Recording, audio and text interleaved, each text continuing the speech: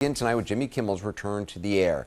Tomorrow night it's going to happen after 6 days off. What ABC had said was indefinite suspension over comments he made Monday night in the wake of Charlie Kirk's murder.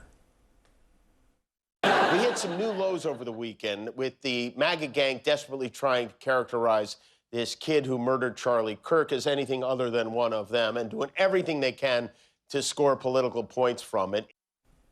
Well, that was last Monday night. By Wednesday, under pressure, as you know, from two large affiliate groups and criticism from FCC Chairman Brendan Carr, ABC pulled the plug on Kimmel. Today, however, this afternoon, Disney announced Kimmel was coming back without much in the way of elaboration. This is their statement. Last Wednesday, we made the decision to suspend production on the show to avoid further inflaming a tense situation at an emotional moment for our country. It is a decision we made because we felt some of the comments were ill-timed and thus insensitive.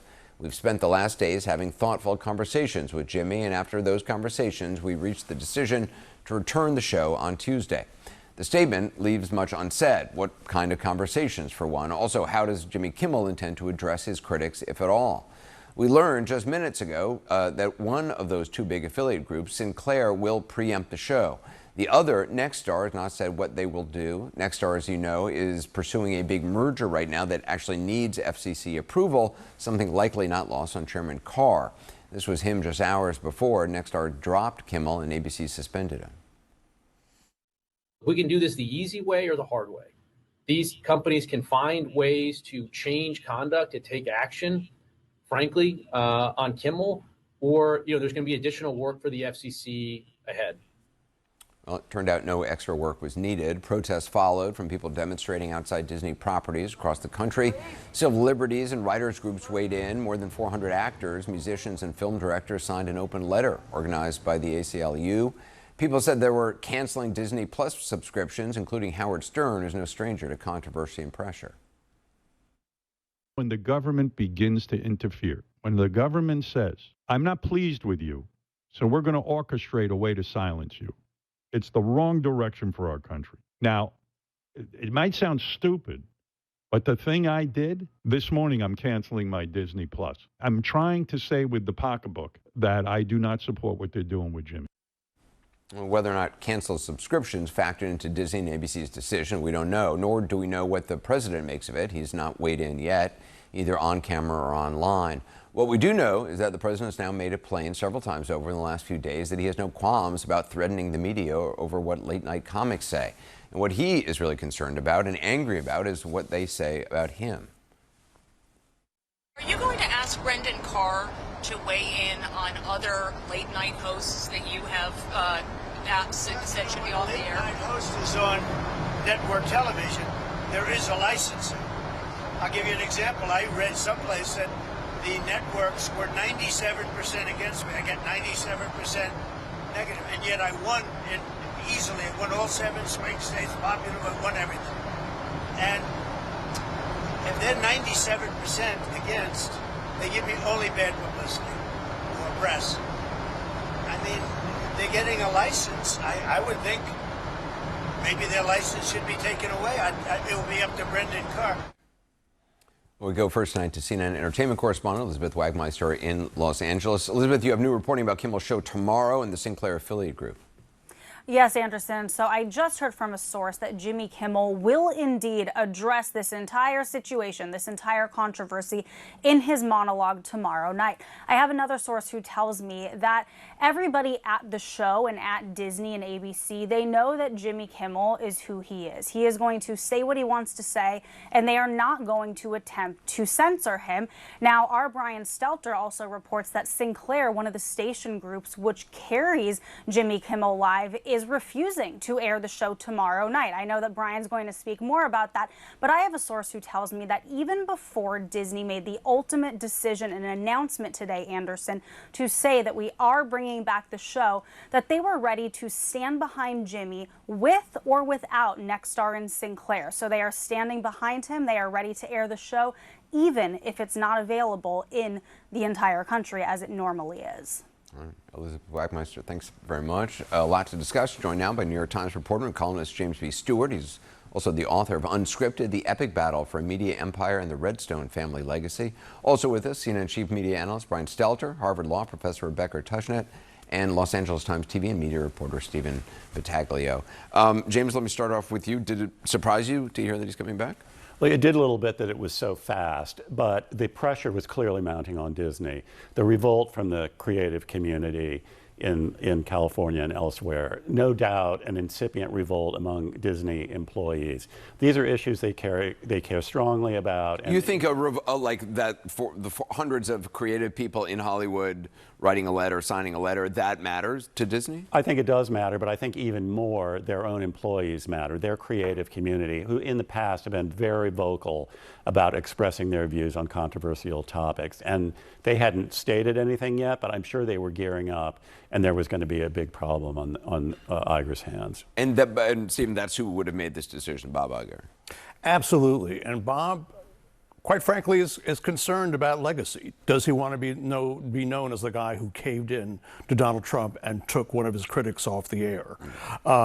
And because Bob really has a great record on this matter. When he was first coming up in the 1990s as an entertainment executive at ABC, there was a show called NYPD Blue, which stretched the boundaries of nudity and language, and 30% of the ABC affiliates would not air the program. A lot of people told Bob to cave then. He didn't. He stood for it. Correct. That's right. That's right. So I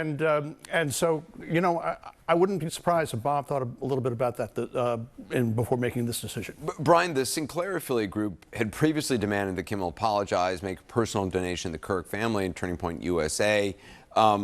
Is that still the case tonight for them? Do you know?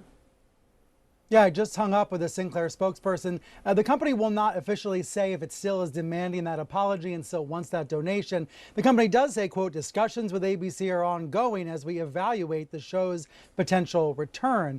Now, Sinclair has 30 ABC affiliated stations across the country. That is a significant chunk, although there are many, many other ABC stations owned by other companies. And we don't yet know what Nexstar is going to do. Of course, Nexstar, as was mentioned, is the other big station group that publicly complained about Kimmel last week.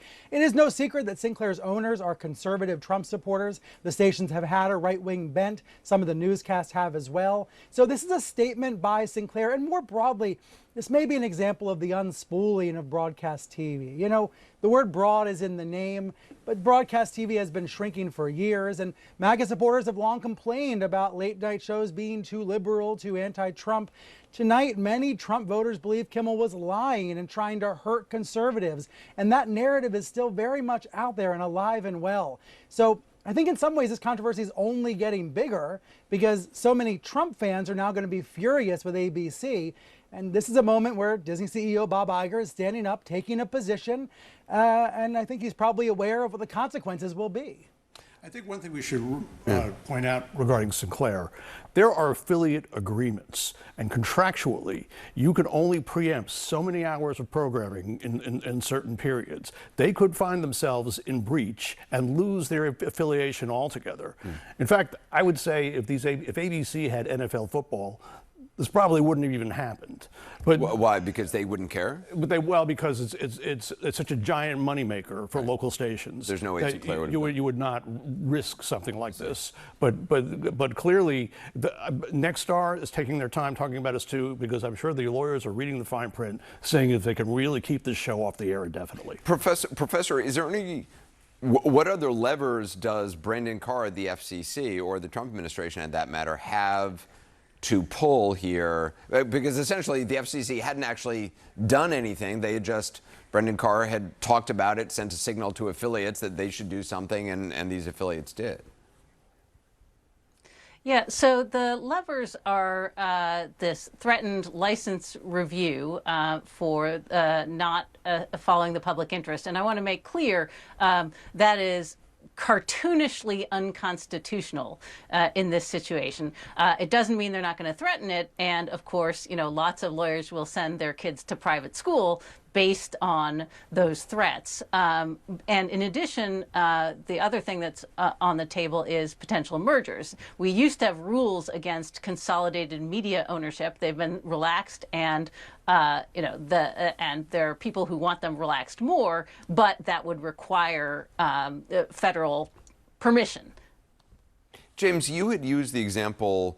You know, I was asking about do you really think it's pressure from the creative community that moved Bob Iger. You used the example back of years ago when there was the so-called "Don't Say Gay" bill in Florida. Bob Iger was out in front of that. Well, that's a good example because there was pressure on Disney. Disney didn't want to take a stand on the gay issue in Florida, and their own employees revolted. And that was in part fanned by the fact that Iger, who was not the CEO at the time, he had stepped down from being CEO at the time. He retweeted a statement which called for taking a moral stand on important issues like this. So I think that's a precedent that shows the Disney creative community ultimately prevailed. Disney backed down. They did oppose the They got into a big battle with Florida. Yeah. I think another important point is that in Disney's statement today, they did not say the statement was inaccurate or false. They said it was ill-timed. Carr's whole argument for this was that it's not in the public interest if there's a false statement. This was on the face of it not a false statement. And when you talk about the public interest, to reference something the professor just said, the public interest is to allow broadcasters the full freedom of the First Amendment. And that has traditionally been the standard by which public interest is measured, and it was not in this case. Do you think Kimmel will apologize for something? People who know him tell me that he's a stubborn guy. So it's hard. I would be hesitant to predict that. I could certainly see a clarification, and I think he'll try to do it in a humorous way. And Brian, even if ABC did the math and decided it makes financial sense to put Kimmel back on the air without full affiliate backing, will the network still have a branding problem if dozens or more TV stations don't resume airing the show?